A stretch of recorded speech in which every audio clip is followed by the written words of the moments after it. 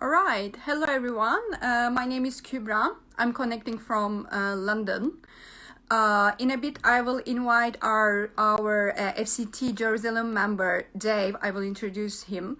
FCT is a platform where we invite divided societies. Its guiding principle is that one society is in the best position to help another. And right now, Dave is here.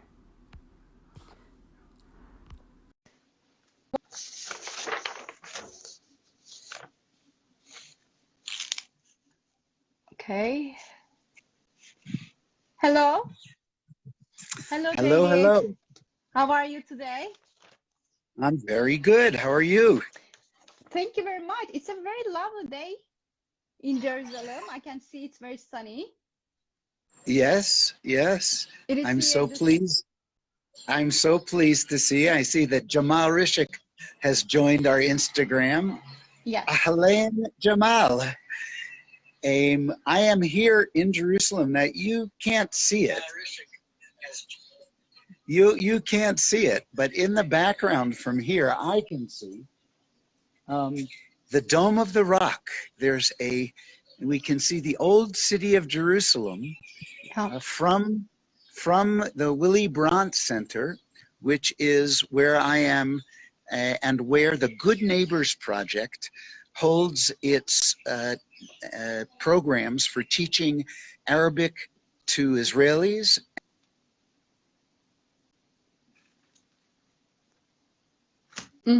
We have a connection.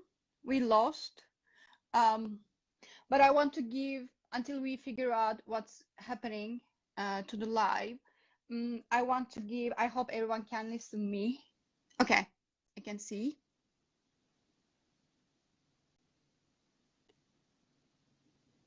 David, are you back?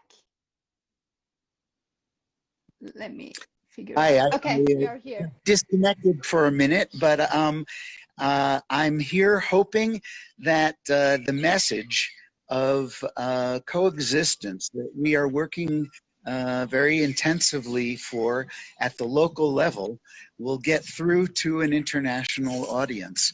Yeah. We here at the Willy Brandt Center this afternoon will show you what we call the language cafe, where people learning Arabic and people learning Hebrew come together, and while neither side knows the language very well, we take turns teaching each other and speaking to each other so that we get a chance to figure out how to communicate in each other's language.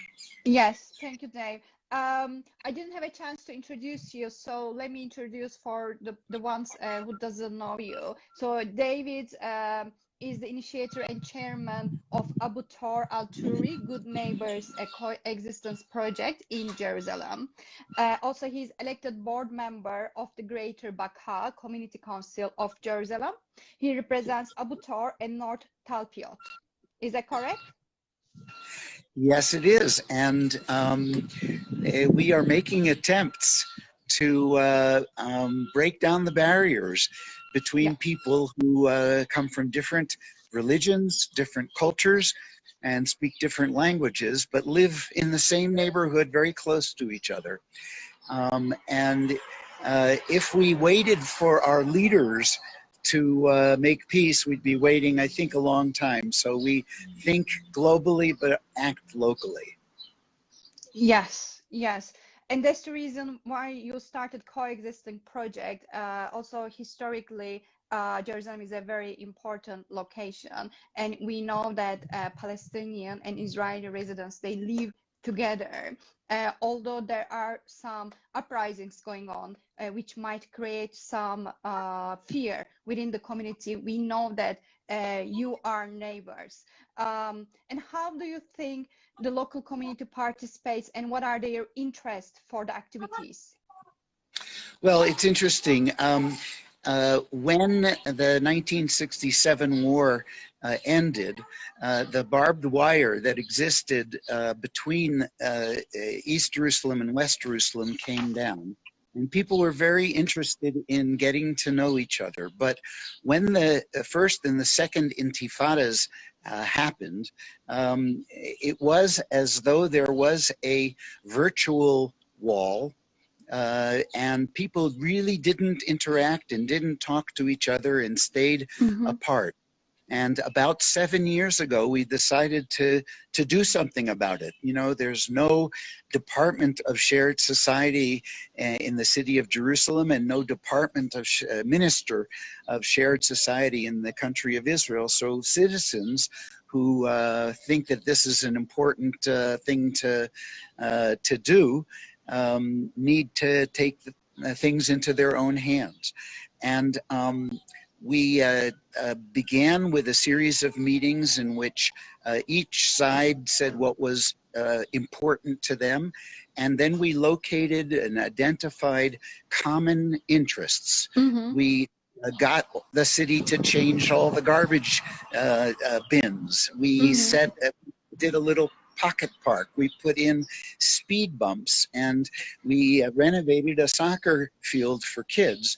And those activities and actions that we succeeded together in accomplishing built up a sense of trust that, even though, as you mentioned, from time to time over the past 7 years, there have been times of tension, our project has gone on interrupted in spite of the tensions that existed in the larger sphere. And then your project here comes in and serves as a community and dialogue building activity, right? It's a platform where you bring people together, but also you do bring not only talking about dialogue building, but it's actually you're taking an action here and you're more result oriented. Right. As I like to say that we're not a dialogue project. We're not getting together to talk. We're getting together to identify common interests. And so we have youth soccer teams, Palestinian and Israeli, together on the same side, passing the ball and being teammates.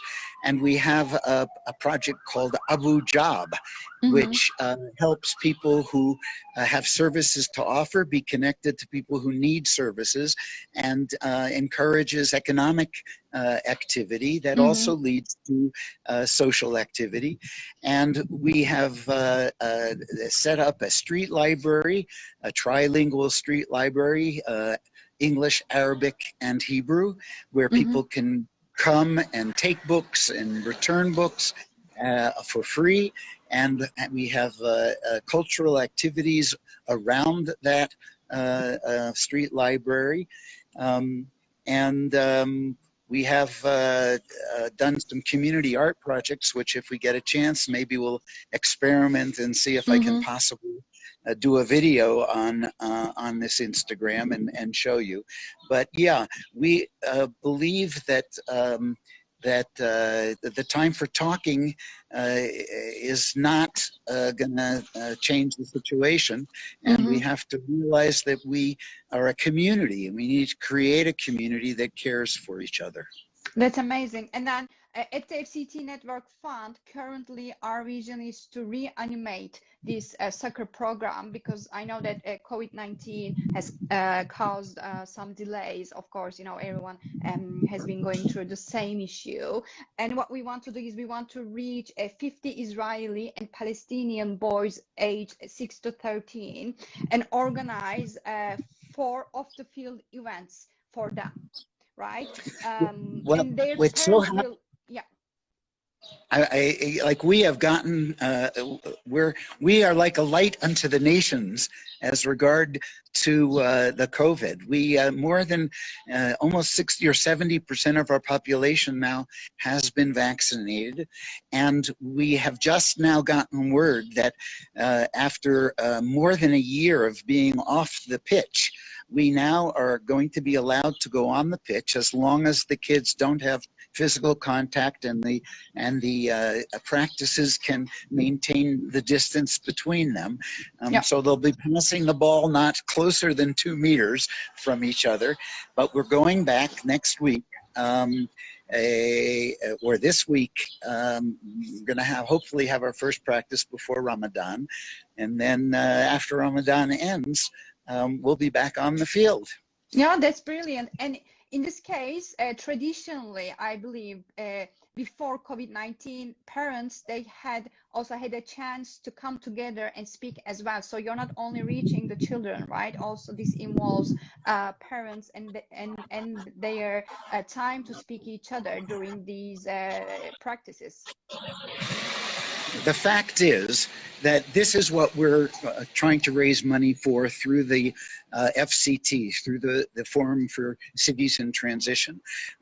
We have gotten the sponsorship of Inter Milano for our soccer program on the field. And we're hoping that FCT will help us get the resources that will enable us to bring the parents together, not just the kids. You know, there's a tendency to say, let's get the kids off the streets and onto the soccer pitch, but we want to have the kids then say to the parents, come together and support us, be together on our side, and let's get to know each other off the field as well as on the field. Yeah, exactly. And we facilitated the fundraising, online fundraising on our website, fctnetworkfund.com, which we are going to put the link under this video at the end. And then there is a secure donation link where the FCT supporters can go and choose your project and direct either one-off as a one-off donation or monthly donation, which I always encourage our donors to go and be a monthly donor, so your projects will receive an ongoing support. So we are now going to the Beit Cafe L'Safot, which in Hebrew is the language cafe. And please excuse me, everyone, but I am on an Instagram Live.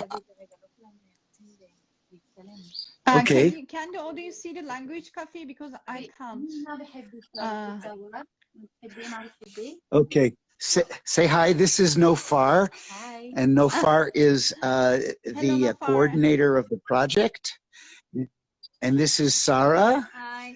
And Sarah is Hi, Sarah. the assistant teacher here. And Ada and others. Hi. Oh, and we even have a young participant. How old are you? Shu Omrik? Adesh Omrik? 11 years old. Welcome. Nofar, can you kind of tell us what words people have learned today and what is happening? So today we're talking about Ramadan because it's a few days before it. And we have words that are related to it, like the special prayers and the fasting and this issue. And then we talk about food. Brilliant, thank you. Okay, so anyway, the, people here come from Abu Tur and other places in Jerusalem. And thank you very much for letting us say hello. Bye-bye. Bye. Thank you, everyone. So, David? Okay. Yes. It was a very good meeting. Anything else you would like to add before we say bye-bye to the audience? Yes, I want to just mention a few other things that we do.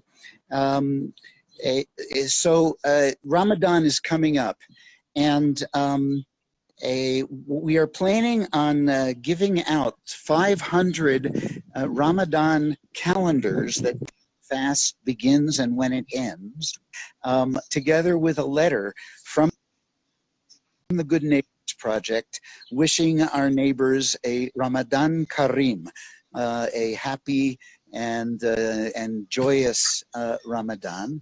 And we are planning what is called an iftar, which is a break the fast meal that people will come to. And these things have not been done before. It sounds like a normal, logical thing to do, but each community tends to remain within its own borders, within its own family and its own community. And we are saying that we share your joy for your celebration, and we want to know about it. This project has actually led to a reduction in violence, in that because people know each other, instead of calling the police if there's a problem of some sort, they know to call the neighbors and have cool heads make things happen and solve issues rather than having them escalate. And so our project is both interested in helping each person advance for their own family and their children and their education, and helping the community realize that we have more to gain by working together than we do by opposing each other. Yes, that's really important. That's really important. I'm glad that what you have been doing in Good Neighbors neighborhood and Abu Tor, and I'm sure that they are very, you know, willing to join. And this is what you bring us today. It was the live proof of your work and the community that you interact with. Thank you very much, Dave. And I advise again the audience to go to the fctnetworkfund.com to explore more, and then they can again come back to us on Instagram and ask us a question, and we will be happy to link you with the Good Neighbors Abu Tor. Kubra, allow me to invite anyone who is listening to join our Facebook page, Good Neighbors Abu Tor. Good Neighbors spelled the American way rather than the British way. I apologize. Yeah. And follow us on Instagram and Twitter, and please consider clicking on the link and making a contribution and helping us, which does not receive any government funding, be able to have the resources we need to make the piece. And there was a comment that I got here by somebody saying, what about Kaduna and other organizations? And I want to say that the FCT has a number of organizations that are they're supporting here in Jerusalem, and we are very much interested in joining forces with others. We are part of something called the Coalition for Savlanut, the Tolerance Coalition of some 40 organizations.